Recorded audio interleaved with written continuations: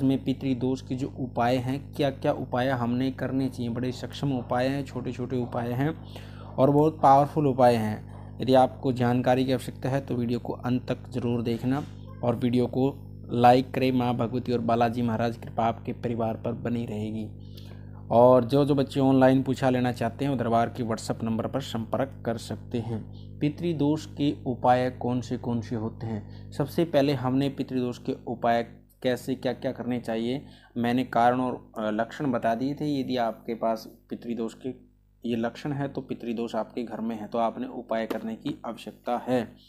पितरों के नियमित रूप से सबसे पहले हमने क्या करना चाहिए, पीपल के पेड़ में दूध, गंगाजल, मीठा, काले तिल मिलाकर के नियमित हर रोज अपना नाम, गोत्र और पितरों के नियमित वो जल पीपल के वृक्ष में अर्पण करके आना चाहिए। हर रोज संडे को छोड़ करके हर रोज वो जल हमने पीपल में अर्पित करके आना चाहिए। दूसरा उपाय है जो ये है, पितरों के निमित्त आप भगवान सूर्य को भी जल दे सकते हैं। अपना नाम गोत्र बोल करके मैं पितरों के निमित्त दे सकता हूँ, तो भी दूसरा उपाय का। और आगे उपाय है, आप हनुमान बाहु का पाठ कर सकते हैं और विष्णु सहस्त्र नाम स्तोत्र का भी आप पाठ कर सकते हैं। पितरों की मजबूती के लिए, पितरों की दोष के निवृत्ति के लिए, पितृदोष का जो उपाय है निवृत्ति के लिए आप इस हनुमान बाहु और विष्णु सहस्त्र नाम स्तोत्र पाठ भी कर सकते हैं।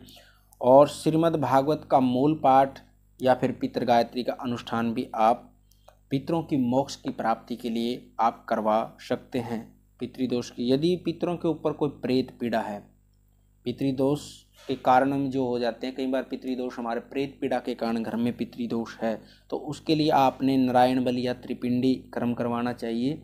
क्योंकि उस नारायण बलि त्रिपिंडी से उन पितरों की मुक्ति हो, प्रेतों की मुक्ति हो जाती है और पितरों को फिर मोक्ष की कामना हो जाती है। प्रेत दोष हटने के बाद में फिर हम पितरों को मजबूत कर पाएंगे। जब तक हमारे पितरों के ऊपर प्रेत दोष लगा रहता है तो हम कितने ही भोजन वस्त्र उनके नाम से देते रहे, कितने ही पूजा पाठ करते रहें, तब तक हमारे पितरों में कुछ भी नहीं लग पाएगा। कितने ही करते रहें, जब तक वो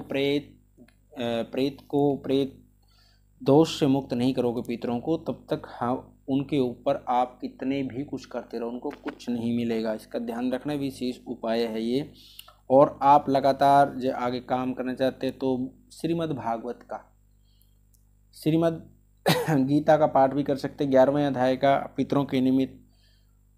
और पितरों के निमित्त आप गाय या गाय के सांड को हरा चारा नियमित रूप से डाल सकते हैं। पितरों के निमित्त संकल्प करके डालने, सारे काम जो करने हैं पितरों के निमित्त संकल्प करके, मैं अपने पितरों के लिए मेरा नाम गोत्र बोल करके। और पितरों के निमित्त आप पक्षियों को दाना भी डाल सकते हैं नियमित रूप से। और पितरों के निमित्त आपने अमावस्या के दिन ब्राह्मण को भोजन अवश्य कराना चाहिए और पितरों के निमित्त वस्त्र, भोजन इत्यादि दान दक्षिणा देकर पितरों के मजबूती की मनोकामना के लिए ब्राह्मण से आशीर्वाद अवश्य लेना चाहिए। और पितरों के निमित्त यदि आप किसी तीर्थ स्थान पर जा रहे हैं तो पिंडदान, तर्पण आदि अवश्य करवा के आने चाहिए। किसी भी आप तीर्थ स्थल के ऊपर यदि लगातार आप जा रहे हैं, स्नान करने के लिए जा रहे हैं या आप किसी दर्शन करने के लिए जा रहे हैं, गंगा जी में जा रहे हैं, आप यमुना जी जा रहे हैं या अन्य रामेश्वर में जा रहे हैं, कहीं भी जो तीर्थ स्थान है, गया जी में जा रहे हैं, कुरुक्षेत्र में जा रहे हैं, तो अन्य जितने भी हमारे तीर्थ स्थान हैं पितरों के निमित्त, उनके ऊपर यदि आप जा रहे हो तो पितरों के निमित्त पिंडदान और तर्पण अवश्य कराएं। उनके करवाने से क्या ना, हमारे पितर मजबूत होते हैं, उनको बल मिलता है, ताकत मिलती है। जो हम पिंडदान और तर्पण देते हैं ना, तो वो आगे उनको मिलता है, उसी ही रूप में मिलता है और उतने ही फिर आगे हमारे पितर मजबूत हो जाते हैं। जिसके पितर मजबूत होते हैं ना, उसके घर में कभी भी नेगेटिविटी प्रवेश नहीं कर सकती। और जिसके पितर कमज़ोर होते हैं उसके घर में हमेशा कलेश झगड़े, सारे मैंने आपको कारण लक्षण पहले वीडियो में बता चुका हूँ इन चीज़ों के लिए। इसलिए सबसे पहले अपने पितरों को मजबूत करके चलना चाहिए। और साधना करते हैं हम अन्य किसी भी देवी देवताओं की, तो भी हमारे ऊपर कृपा नहीं हो पाती यदि घर के अंदर पितृदोष है तो।